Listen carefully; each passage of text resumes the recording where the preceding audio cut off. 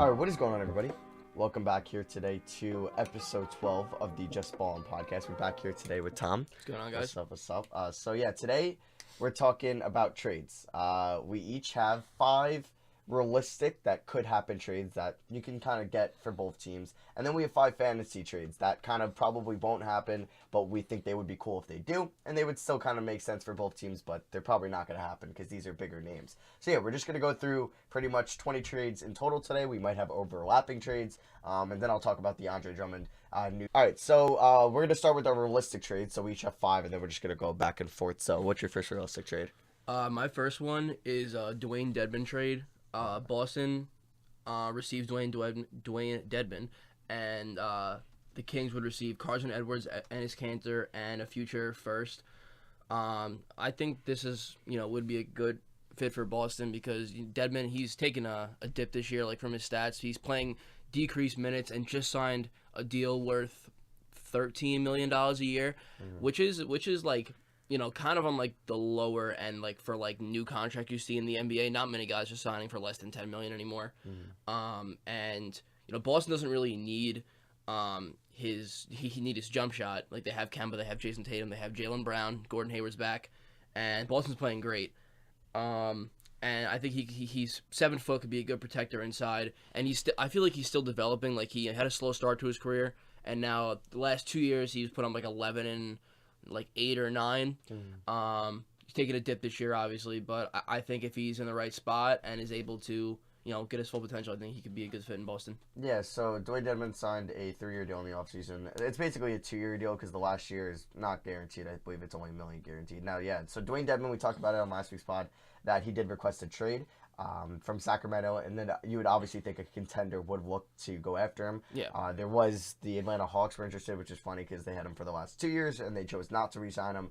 I also had a Dwayne Dedmon trade, and that was for Mason Plumlee and a second-round pick because the salaries do match. Mason Plumlee is an expiring deal, so it frees up some cap space for Sacramento in the offseason.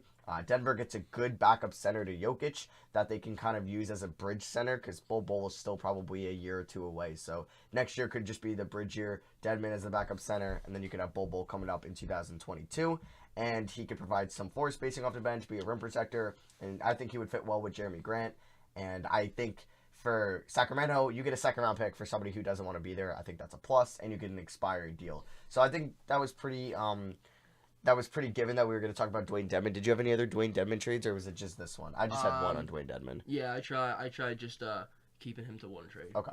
So I'll talk about one of my realistic trades, and we could stay on Sacramento. I threw out a Bogdan Bogdanovic trade. Now, this is probably the most quote-unquote unrealistic one from my realistic category, and it's Bogdan Bogdanovic for Dante DiVincenzo and the Pacers first. So this might be a little bit of an overpay for Indiana, but they're getting a really good shot creator who is still, I believe, only 27 in his career. He will be a restricted free agent in this summer, and they're up against the luxury tax. So that would be a reason I don't think that they would go after him. Yeah, he's 27, and he's having a solid season. He's shooting 38% on 3 on about 7 attempts a night, and I think he could be a nice young addition for them, and he could be kind of that 3rd or 4th shot creator after Bledsoe, Middleton, and obviously Giannis. Did you have anything from Sacramento, or that was it? No, I didn't. Okay. So yeah, you could. What's the next trade you have? Those were just my first 2. Another realistic trade I have. It's a Kevin Love trade. And there's a lot of deals going on for Kevin Love. Possible teams he can go to. A lot of contenders. I tried just keeping one player to one deal so I can kind of space that out a little bit. Yeah. So like Dwayne Dedmon, I know there's a lot of offers for him, but just do one for him, one for Kevin Love. And so I have the Cavs trading Kevin Love and Tristan Thompson and receiving Hassan Whiteside, Kent Bazemore, and a first. I think Tristan Thompson's having a good year, like one of the better years of his career, and but there's a very good chance that he walks. Yeah, he'll be a pending free agent, and this is a big move for Portland. They get 2 solid. Well, I guess Thompson will be the backup center when Nurkic comes back. Yeah, and Love fits in. I mean, that defense would be poor, and the only reason I just don't know if Portland would do that is just because Love's contract. It's pretty poor. He's gonna be making $30 million a year for the next 3 years, which means you'll be paying him about roughly $30 million in his age 35 season, which is a lot of money. And I don't know because the McCollum and the Lillard extensions kick in next year. So I feel like that would be the only reason. But yeah, I would like this trade for Portland and Cleveland. You said they'd get a first in that too? Yeah, they get a first round Yeah, pick. I think if you're getting a first for somebody that's going to walk and somebody that doesn't fit your timeline whatsoever, I think that's definitely a deal that they should make. And the first, the Cavs got their young guys they're trying to build around now, and I think getting an extra first could never hurt anybody when you're trying to rebuild. Yeah, exactly. All right, so you've gone through two. I've gone through two. I'll talk about another one. So we could actually stay on Portland. I have a couple Portland trades, or actually, excuse me, I have one for the realistic category, and it's Marcus Morris Sr. for Kent Bazemore and 2 second-round picks. Now, I know the Knicks kind of recently came out in the Shams pass thing that he does, that the Knicks want to keep Marcus Morris because he wants to be there. And getting 2 second-round picks, I don't know if that's worth it because you can obviously keep Marcus Morris, get him back on maybe a 2-3 year deal in the summer. But if you can get 2 second-round picks, I feel like the Knicks should do that. Now, it's not a first, and I don't think a team will give up a first for Marcus Morris. But if you can get 2 seconds and Kent Bazemore and expiring, who you could just buy out after that anyway. I think the reason you do this for the Knicks is because you can give more playing time to Kevin Knox, Damian Dotson, Ike Brzdakis, and all the young guys. And RJ Barrett can get more shots, even though maybe he doesn't need to. And then for Portland, you get a good shot creator off the bench, and you can fight for that 7th seed. And then hopefully you're fully healthy, or 8th seed, and then you're fully healthy with Nurkic and Collins back come April, and you could have a really good top 8 in the playoffs. Did you have... so you had Kent Bazemore in that Cleveland trade. Okay. So what is your third realistic trade? I'll go with Davis Bertans, going to the Sixers. Okay. For Mike Scott and the first from OKC. So he's on an expiring contract, so the Wizards could see him walk for nothing, and it's definitely. For things like this, when the Wizards really aren't in contention whatsoever, I feel like teams are more inclined to make trades that involve first round draft picks and one other guy, because Bertans could be a valuable asset, but it's just not really fitting the Wizards timetable right now, I guess. And the Sixers could use a shooter with Ben Simmons struggling, and the rest of their team. Could always use an extra sharp shooter to be able to, compete for a title, because you need to really be able to spread the floor and be able to, click on all cylinders if you want to really make that next step to the conference finals or NBA finals. Yeah, so the big knock on the Sixers this year is definitely their floor spacing. They really don't have anybody off the bench besides Furkan Korkmaz that can really shoot the ball at a rate you would like. I believe for Davis Bertans, I think he's making around $7 million a year, or $8 million. So Very you probably good contract for now. Yeah, so you probably need to throw in somebody else just to make the contracts work, because Mike Scott is a little bit under, I think, that threshold of the 85% or whatever that exact number is that you need to match the salaries. I think Zaire Smith could be somebody that maybe Washington would want, but the thing with Washington, the reason I don't believe they're going to trade Davis Bertans is because I think they're going to make the playoffs next year. If John Wall comes back somewhat healthy, and he is a top 15 point guard, which I think is doable because he was a top 7 point guard before he got hurt. Bradley Beal is entering his prime. You're going to have another year of Hashimura. You're going to have another year of Thomas Bryant. You're going to have a lottery draft pick. And then you can maybe have some cap flexibility in the offseason. I mean, I don't really think the Wizards are going to make a splash move, but maybe that move is to bring back Davis Bertans. I think for Philly, if you can give up Zaire Smith, Mike Scott, and a protected first, you do so, because I think Davis Bertans is what they need. It's a floor spacer off the bench that can kind of play off Embiid, and then he's not really the greatest defender in the world, but if you're putting him on the floor with Josh Richardson, Ben Simmons, Embiid, and say Al Horford, that's incredible help around him. So I like that for Philly. I just don't think personally Washington trades Davis Bertans at this deadline. Do you think that they will, or do you think they won't pull the trigger on him? I think definitely it's just in time for the trade deadline when it actually comes. You got to see maybe Washington will make another small move or two. They might just kind of flip some stuff around. I do think they have a good chance of making the playoffs next year if John Wall comes back healthy. That's a big if, because it's been how many years since he's been fully healthy for a season. And a half. Yeah, and he's had other seasons where he's missed ample amounts of games due to injuries, and it might be on their concern. But John Wall is their guy, picked him first overall, and he plays really well when he's healthy, very well with Bradley Beal too. Beal seems very happy there as well. He signed the contract, and he's playing out of his mind right now, which is great. So I think it's realistic. I think it definitely could happen, but we'll see. Yeah. So I'll move on to my fourth trade here, and it's going to involve Andre Iguodala, who has not played once for the Memphis Grizzlies this year. Now, a lot of people want to throw out that Dallas could maybe make a move, the Courtney Lee expiring, and the second-round pick that they have, that's the Golden State second-round pick, so it's basically a late first. But I believe Dallas said that they aren't going to be looking to acquire a rental for a team that probably won't be competing for a championship this year. So I have Andre Iguodala going to the LA Clippers for Mo Harkless and a second-round pick. Now, I think the reason you do this for both teams is for Memphis, you're getting a second-round pick at least for Andre Iguodala. Instead of having to buy him out and getting absolutely nothing for him, you at least get a second-round pick that, who knows, could be some rotational guy down the line that you could use. And for the Clippers, and also you get Mo Harkless, who's an expiring. And then for the Clippers, you're basically the reason you're trading for Iggy is so the Lakers don't get him, because I do believe if they buy him out, I think the Lakers will be his preference over the Clippers, just because he gets to play with LeBron and Anthony Davis, and I think he just wants to be on the bigger team. Obviously, that's the Lakers. So I think the reason you do this trade is so the Lakers don't get him, and I think basically why you have Mo Harkless is why you have Iguodala, but Iguodala is definitely a better defender than Mo Harkless. Yeah. So there's no reason to upgrade that with only giving up a second-round pick, that's all the reason to do so, is what I should say. So yeah, I think that should be a move that the Clippers should make. And also, what do realistically do you you said the Clippers want him, the Lakers can't get him. I think he might go to Dallas. Where do you think? If he goes somewhere, you think it's the Lakers where he goes there and he makes them that championship team, because he's kind of a guy he's on all those Warriors teams. He was the silent vet leader, did what you needed him to do, great defender, scored when he needed to. He's always gotten the job done.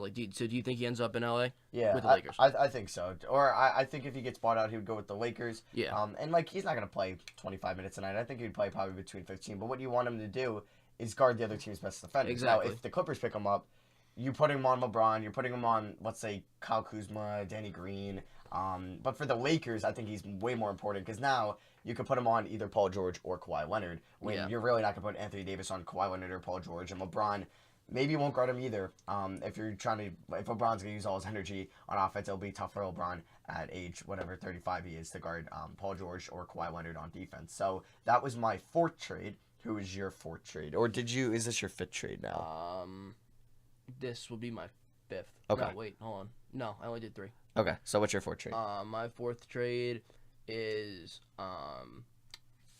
Patty Mills. The Lakers receive Patty Mills, and the Spurs receive Quinn Cook, a second, and I have KCP in there, but that no trade clause is kind of a bit of a difficult thing to work around with these trades, especially because KCP he knows what position he's in. He knows he's on the Lakers. He knows he's got a good chance of getting a ring.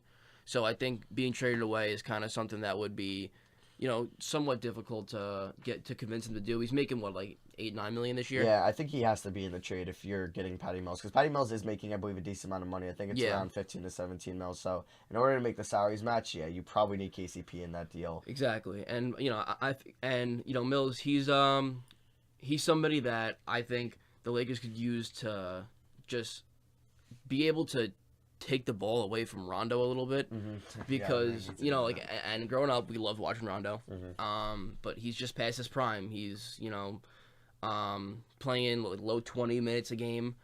He's averaging 7 points, 5 rebounds, and 5 or 6 assists, and he's extremely inefficient. And the thing is, LeBron can run the point. Is he still in the NBA in assists? LeBron, yeah. Yeah, so he's playing one of the best point guards in the NBA, if not the best point guard in the NBA. And him and Anthony Davis click so well. So I think Patty Mills is definitely someone just so you can rotate in to kind of get Rondo's inefficiency off the floor for a little bit. And he's got playoff experience. He's a vet. I feel like he'd be a pretty good asset. Yeah. The only thing, because that you hear the Darren Collison news that I heard the Darren Collison news. So they might do that just because. Obviously, they don't have to give anything up, but I think they would do that but I don't know if KCP would accept that no trade clause. Exactly. That's just because KCP is one of those guys. He's making $8-9 million, so he's got a decent amount of salary to move him. He's not incredibly efficient, and he's a decent trade piece for some teams. But it's just that no trade clause is really just it could come back. Hold the Lakers from doing something really good. So for my fifth trade, it's probably my most boring trade. It's Marvin Williams for Tyler Johnson and a second-round pick. Now, the reason Charlotte would do this is because they get a second round pick for expiring deal in Marvin Williams. They get an expiring deal in Tyler Johnson back. So this is basically a free second round pick for them. And they might make the playoffs, they might not, but that's not relying on Marvin Williams. And for the Suns, I think they could use another 4. I think behind Dario Saric, or he can honestly, I think he might be better than Dario Saric at this moment. He's a good rim protector. He can space the floor, and I think if they're wanting to make the playoffs on a buy low move, like obviously they can go out and trade for Kevin Love, but you're kind of mortgaging your future, and you're going to be locked into that contract. And yeah, he can maybe get you to the playoffs, but I think Marvin Williams, who is shooting 40% on threes this year, I think he could just be a nice floor spacer off the bench. He can play well with DeAndre Ayton when it's going to come that those two are going to be on the floor together and you're going to need them to play well. I think they can. And I think this is just a low-cost move for them that could just make them a better team. And it only costs you a second-round pick. And Tyler Johnson, you're kind of also removing Tyler Johnson on your team, which means that you can give more minutes to Ty Jerome, Javon Carter, Eli Okubo. So, yeah, that was just, like, I guess, probably the most quote-unquote boring trade on my list. But, yeah, that was my 5th one. Do you have any thoughts on that, or you want to get to your 5th one? No, I mean, yeah, you say, you know, it's quote unquote boring, but I think like, you know, like it's just like it's one of those like kind of like under the radar trades that I think could really wind up, you know, being bigger than you think. Yeah, and the Suns are trying to make the playoffs for the first time in like a decade, and exactly. They're making the push. Like, you know, what are they sitting at right now? They're 13-21, a game and a half out of the 8th seed. Yeah, so yeah, they're in there. Yeah, it's just that like, you know, the Spurs. The Blazers, I think the Blazers are going to turn around personally. Like they made the Western Conference Finals last year. I think they're going to wind up finish around like the 6 or the 7. Probably more towards the 6, in my opinion. Yeah. But it's just that because everybody else is very catchable. You know, the Spurs, the Wolves, especially the Grizzlies are behind them. The Kings, like they don't have much competition behind them. And I think if the Suns can find their groove somewhere in the middle of the season, they could finally make the playoffs and, you know, get out of this drought they've been going through and give Devin Booker you know, a nice little postseason experience, because he's been pretty much the Suns you know, the hero of Phoenix through this drought. So what is your 5th and final move? 5th and final move, I saved it for last. I think it's kind of like it's the least realistic out of my realistic ones. It's Andre Drummond and Tim Frazier going to the Mavs. For Tim Hardaway Jr., Dwight Powell, and 2 seconds, because they have 2 from Golden State and Utah. You know, I think the Pistons are going to see Andre Drummond walk. Yeah. Like we talked about him before. And, you know, he's just a good defensive player. He can't really create his own shot, but I think that, you know, he could be a really, really, really good like number 2/3 with Luka and Porzingis. Do I think they're really competing for the title this year? Not really, but I think you know, if they because how many more years Luka on his rookie deal? 1 more after this one? 2 more. 2 more after this one. Exactly. So, you know, and Drummond's what? I think he's 29. No, I believe he's younger than that. 27. Yeah, 27. Yeah, so if him being 26, actually. 26, even better. Yeah, so like, and if, you know, you never know, Drummond could wind up really liking what he's doing in the Mavericks, and, you know, see Porzingis and Luka really as 2 guys that could help him win a ring. I think he signs like a 2 or 3 year deal to stay there and see Luka develop, maybe for a bit of a pay cut. But, you know, we'll see. It's because, you know, he's somebody that he's gonna want, you know, $25 million, because he's been the guy in Detroit putting up like 18 and 17 for a few years now. And just the Pistons are kind of out of it. Like, even though they have a couple other assets like D Rose, Blake Griffin, they're not in contention this season, and they're not gonna be, because, you know, the East is just better, and they're just playing 11 games under 500, which doesn't get it done this year. All right, guys, so now we are going to give 5 fantasy-type trades. These ones probably won't happen, and they're definitely bigger names, so they'll be more fun to talk about. I actually have 6, so I just added 1. It was because of the Andre Drummond news. I didn't think he was going to get traded at the deadline, but now it's looking like he will. So I'll start with my first one. It's going to be Drew Holiday going to Denver. I've talked about this before.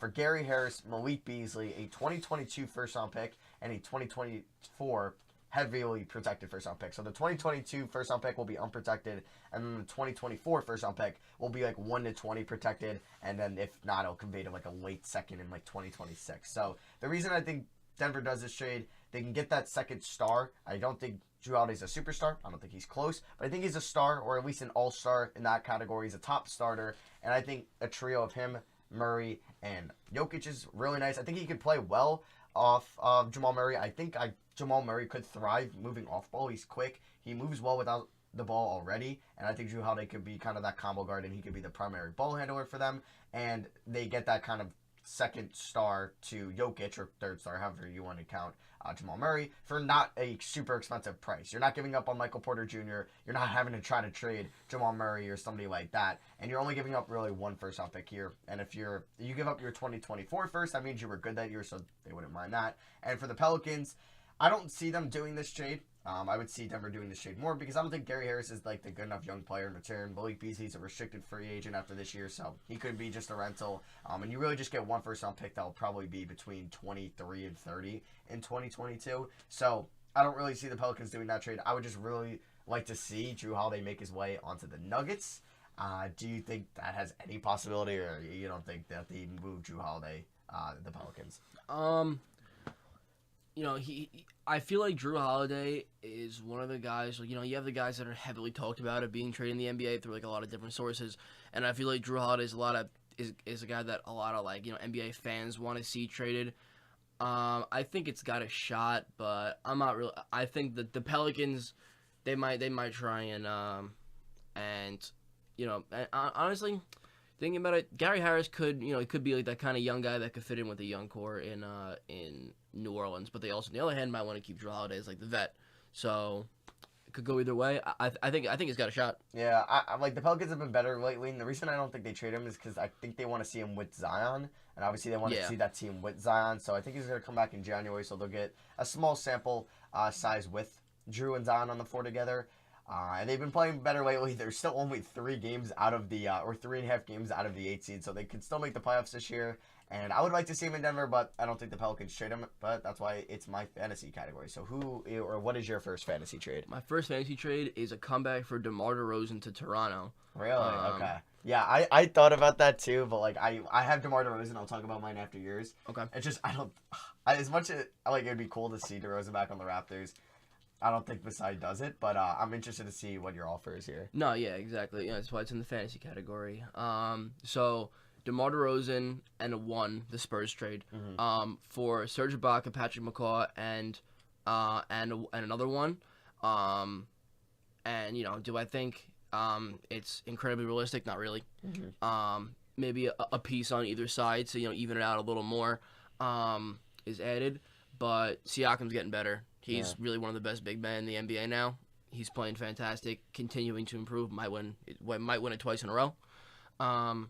And if the Raptors would have traded for DeRozan, it would be Van Vliet, Lowry, DeMar, Siakam, and Marc Gasol, which I think is it's almost it's not as good.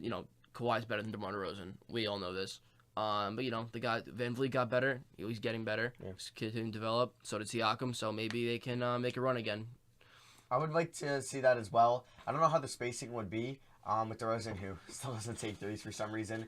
But I also had a DeMar DeRozan trade. I have DeMar DeRozan and Marco Bellinelli going to Orlando for Terrence Ross, Alfred Camino, DJ Augustine to make the salary work, and a 2020 protected first, which would be lottery protected, which means Orlando, or top 20 protected, and then it will convey into 2 seconds. So Orlando, they need offense. I don't like the fit with Aaron Gordon, and now that Jonathan Isaac is out for the year, you can move Aaron Gordon back to the 4, where I believe his true position is. I think he plays out of position at the 3. You can put DeMar at the 3. You can have Fournier, who's having a great year at the 2. Markel at the 1, and then you can maybe test the buyout market or the free agency market for that backup point guard. And then you have Vucevic at the 5. And I think, honestly, that's the 7th best team in the East. I think that team is better than Brooklyn if they were to get DeRozan. And for San Antonio, if you didn't plan on bringing back DeRozan anyway, who does have a player option, he could opt out. He could opt in. He might. I believe he will opt out. But you get at least possibly a first for him in return, which I think is great. You get a solid player in Terrence Ross. You get Alfred Camino, who I think Pop would love to use, and Augustine isn't expiring. I just don't know if they would want the Terrence Ross contract, which is 3 years left on it after this year. But yeah, it sucks that Isaac just got hurt because he was having a great defensive year. But I think, I don't know, a Fultz, Fournier, DeRozan, Gordon, Vucevic starting 5 would be fun. Yeah, that could definitely that's 7, 8, maybe even a 6 if they hit a little streak. But Honestly, I don't know. Honestly, I love the Pacers this year, and they're sitting at the 6 right now, which it kind of stinks because I think they're going to be a great team when Oladipo. They're a very good team right now. They're going to be great when Oladipo comes back. But they got the Sixers, the Raptors, the Heat, the Celtics, and the Bucks ahead of them. Yeah, I think this would make Orlando better, and I think they need offensive help, and I think this is kind of not like a star player, but this is a top offensive threat in the NBA, and I think he'd be great. So I saw on your list that you have Chris Paul, right? You have a Chris Paul trade? I do as well. What's your Chris Paul trade? I'm going to the Lakers, okay.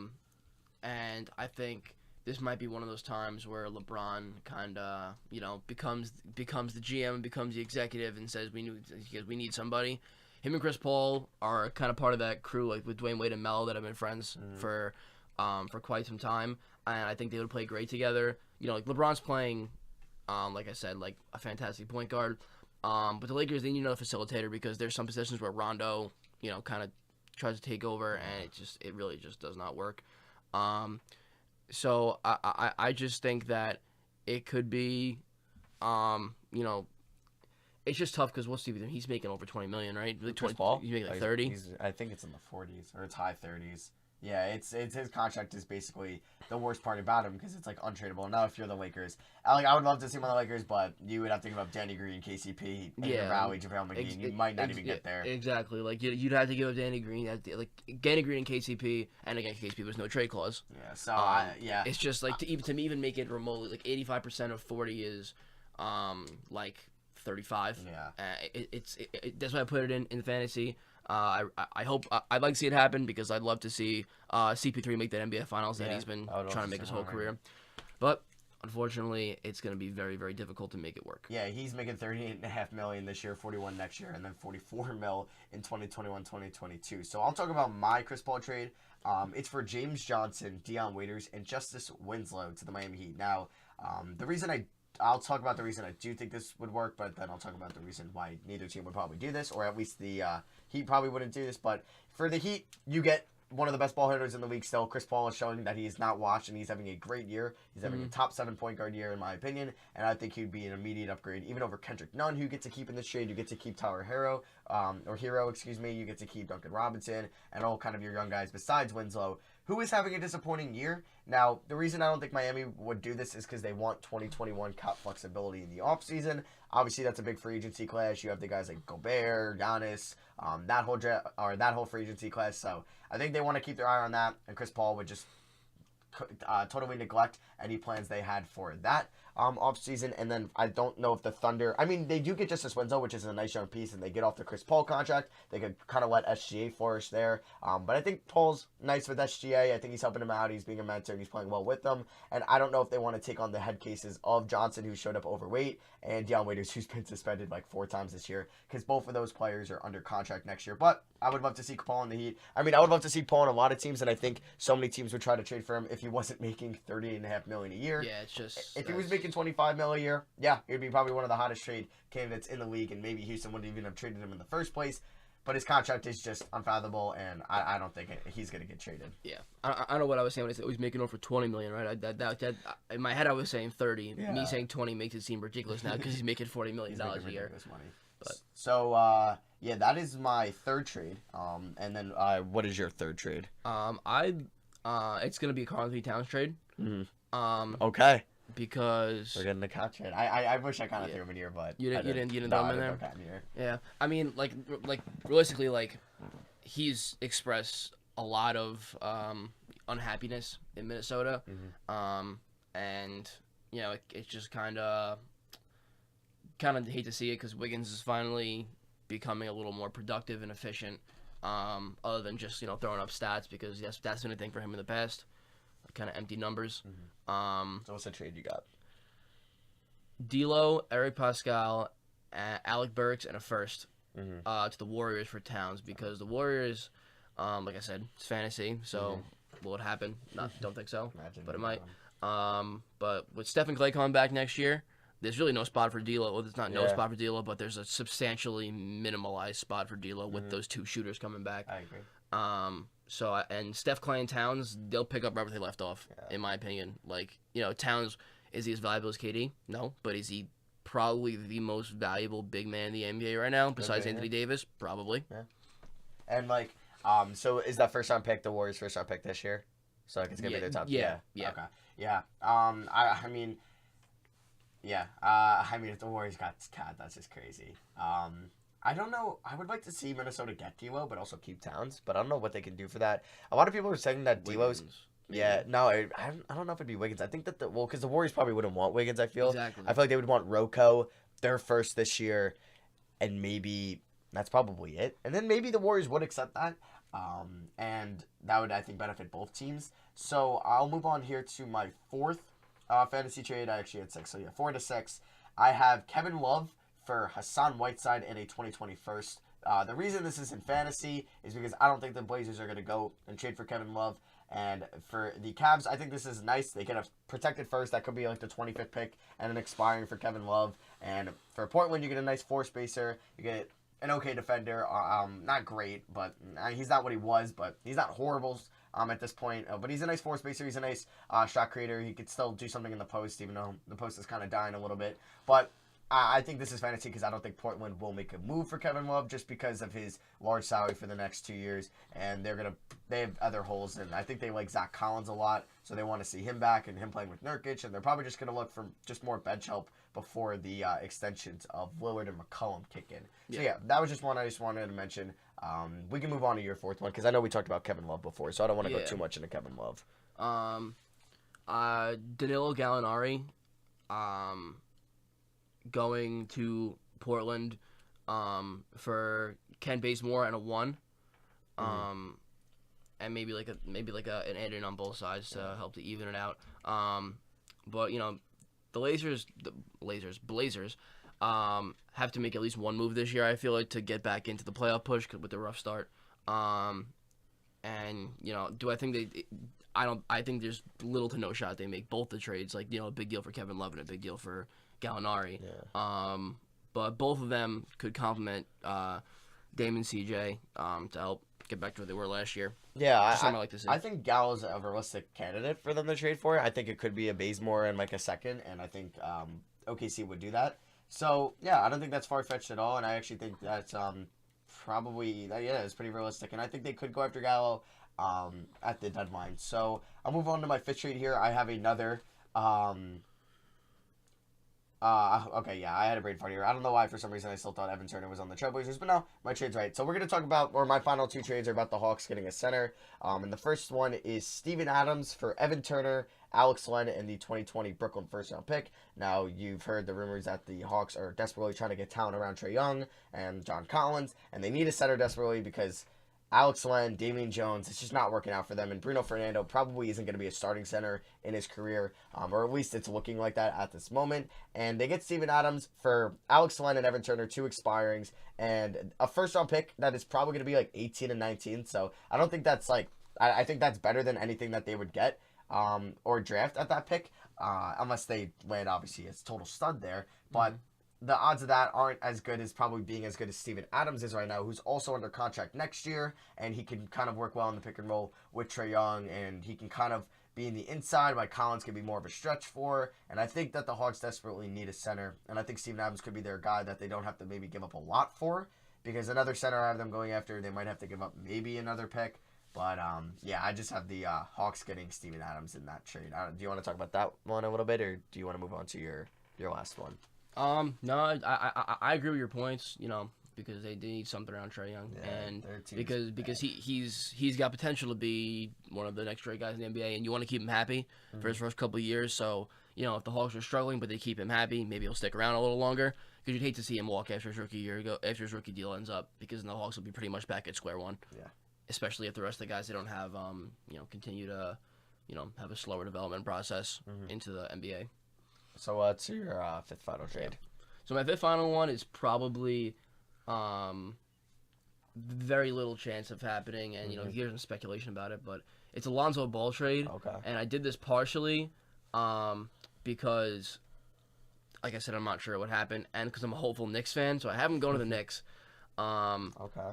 And it would be Lonzo and another player for. And a 2 for Marcus Morris and Kevin Knox, and a 2 from the Knicks. Okay. Like, I think Kevin Knox is extremely inefficient. I think he's. Yeah. I was excited when he was looking good in his rookie season for a little bit in the beginning, and wound up kind of taking a downturn this year. But And his defense is just that very good. yeah. At least his on-ball defense. Yeah. And this is just kind of like an ultimate fantasy thing because if the Knicks somehow end up with the 1 or the 2 and get LaMelo, it would just be awesome. LaMelo and Lonzo. Yeah, because that would just be great to watch.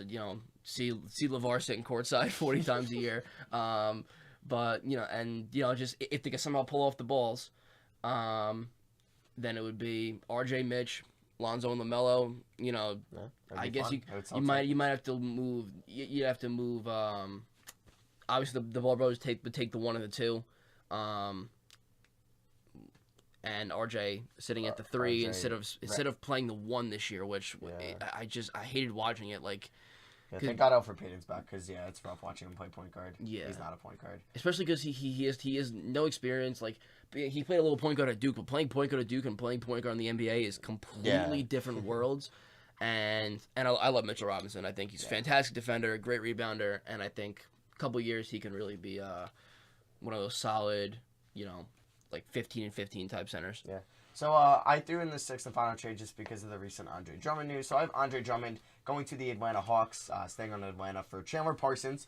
So Chandler Parsons already matches the salary on Andre Drummond. They also get the 2020 Brooklyn first that I just talked about, which will probably be around, I would say, 16 to 21 by the end of the year because it's looking like they'll be the 7th or 8th seed in the Eastern Conference, or they might not even make the playoffs, but it's looking like they will unless they just kind of are just bad recently or lately and maybe Kyrie doesn't come back. And then also I have the Pistons either getting DeAndre Bembry or the 2022 OKC first. Now, if you're Atlanta, you're giving up a lot here for Andre Drummond at this current moment just because he'll be a free agent most likely in the offseason. He'll opt out. But you're getting that immediate guy and you'll have bird rights on him and then you could probably sign him to a 4-year deal maybe for like 110 or 100, give him about $25 million a year because they'll have loads of cap space in the offseason and he'll definitely make them better. And then you can kind of have Collins space the floor. Same philosophy that I said for Steven Adams. You're giving up, like I said, the 18th pick, Chandler Parsons, who I think is like good friends with Blake Griffin. So whatever there. And then they either get DeAndre Bembry, who could be a nice rotational player, or the 2022 OKC first. And I think Andre Drummond is one of the hardest guys to predict what his trade value is. Because is he good? Is he that top starter? Or is he kind of just like that good starter that you really wouldn't give up multiple first-round picks for? Or at least at this moment because he will be a quote-unquote pending free agent because he does have the player option. So I think that they would make that type of move to get Andre Drummond. Obviously, Woj just broke that news like right before we recorded this podcast. So I think that they could make a move for a center. Even I've heard rumors with Adams or Drummond. I think they will make a move for one of them before the trade deadline ends because I think they want an immediate upgrade at that 5 spot for Trae Young. Oh yeah, guys, so that is going to be episode 12 of the Just Ballin' podcast. I hope you guys did enjoy listening, either if you're on YouTube, Spotify, or Apple Podcasts. Thank you, Tom, for coming on. It's always fun. Yeah, of course. Thanks for having me. Yeah, so we talked about 10 trades. You can let me know on YouTube in the comments if you have any specific trades you would have liked to see us mention or just like any cool trades you came up with. But yeah, that is going to be it for us, and we'll see you guys later. Peace. See you guys.